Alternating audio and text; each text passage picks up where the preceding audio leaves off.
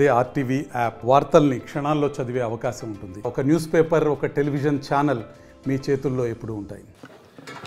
నేను ఆస్తి కోసమో డబ్బు కోసమో ఈ పోరాటం చేయట్లేదు.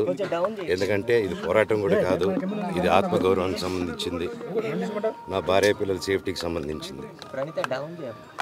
ఇది నాతో ఒక మగాడిగా నాతో డైరెక్ట్గా వచ్చి నాతో ఏం చేసినా పర్వాలేదు. నా భార్య పేరు ఇంక్లూడ్ చేయడం, నన్ను తొక్కేదానికి, నా 7 నెలల పాపని ఇంక్లూడ్ చేయడం, నా బిడ్డలు ఇంట్లో ఉండగానే అలా బిహేవ్ చేయడం కరెక్ట్ కాదు. ఈరోజు పోలీస్ దగ్గరికి నేను వెళ్ళి ప్రొటెక్షన్ అడిగాను. నేను మొన్న వచ్చి అడిగినప్పుడు మీకు అన్ని ఎవిడెన్స్లు ఇస్తాను. ఎస్ఐ గారు ఇక్కడి నుంచి వచ్చి నేను ఇస్తాను సార్ ప్రొటెక్షన్ చూపించాను. బౌన్సర్లు అందరూ అక్కడ దాక్కున్నారని చూపించాను. అది కొంచెం చూసి ఓకే సార్ మీరు ధైర్యంగా ఉండండి, మేము ఎక్కడికి వెళ్ళట్లేదని చెప్పి మాట్లాడి పారిపోయారు. ఇప్పుడు కానిస్టేబుల్స్ వచ్చి అందరూ నా మనుషులందరినీ భయపించి ఇప్పుడు వాళ్ళ పేర్లు తీసుకొని బెదరగొట్టి మా మనుషుల్ని పంపించేసి వేరే బాడీ గార్డ్ లోపల పంపించున్నారు సార్. ఏం జరిగిందండి అసలు? గొడవలు జరగదు కాదు సార్. ఫస్ట్ డిపార్ట్మెంట్ ఎందుకు వన్ సైడ్ తీసుకుంటున్నారు? కంప్లైంట్ తీసుకున్న తర్వాత వాళ్ళకి ఏ అధికారం ఉంది? నా ప్రొటెక్ట్ చేసే మనుషుల్ని పంపించేదానికి అధికారం ఏముంది? ప్రపంచంలో నా అందరినీ కలుస్తాను సార్, బయలుదేరుతాను. Thank you. నేను ఆస్తి కోసమో డబ్బు కోసమో ఈ పోరాటం చేయట్లేదు. ఎందుకంటే ఇది పోరాటం కూడా కాదు, ఇది ఆత్మగౌరవానికి సంబంధించింది, నా భార్య పిల్లల సేఫ్టీకి సంబంధించింది. ఇది నాతో ఒక మగాడిగా నాతో డైరెక్ట్గా వచ్చి నాతో ఏం చేసినా పర్వాలేదు.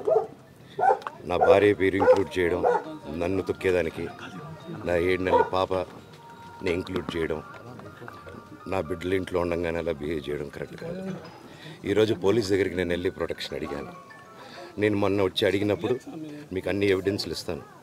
ఎస్ఐ గారు ఇక్కడి నుంచి వచ్చి నేను ఇస్తాను సార్ ప్రొటెక్షన్ చూపించాను. బౌన్సర్లు అందరూ అక్కడ దాక్కున్నారని చూపించాను. అది కొంచెం చూసి ఓకే సార్ మీరు ధైర్యంగా ఉండండి, మేము ఎక్కడికి వెళ్ళట్లేదని చెప్పి మాట్లాడి పారిపోయారు. ఇప్పుడు కానిస్టేబుల్స్ వచ్చి అందరూ నా మనుషులందరినీ భయపించి ఇప్పుడు వాళ్ళ పేర్లు తీసుకొని బెదరగొట్టి మా మనుషుల్ని పంపించేసి వేరే బాడీ గార్డ్ లోపల పంపించున్నారు సార్. ఏం జరిగిందండి అసలు? గొడవలు జరగదు కాదు సార్. ఫస్ట్ డిపార్ట్మెంట్ ఎందుకు వన్ సైడ్ తీసుకుంటున్నారు? కంప్లైంట్ తీసుకున్న తర్వాత వాళ్ళకి ఏ అధికారం ఉంది? నా ప్రొటెక్ట్ చేసే మనుషుల్ని పంపించేదానికి అధికారం ఏముంది? ప్రపంచంలో నా అందరినీ కలుస్తాను సార్, బయలుదేరుతాను. Thank you.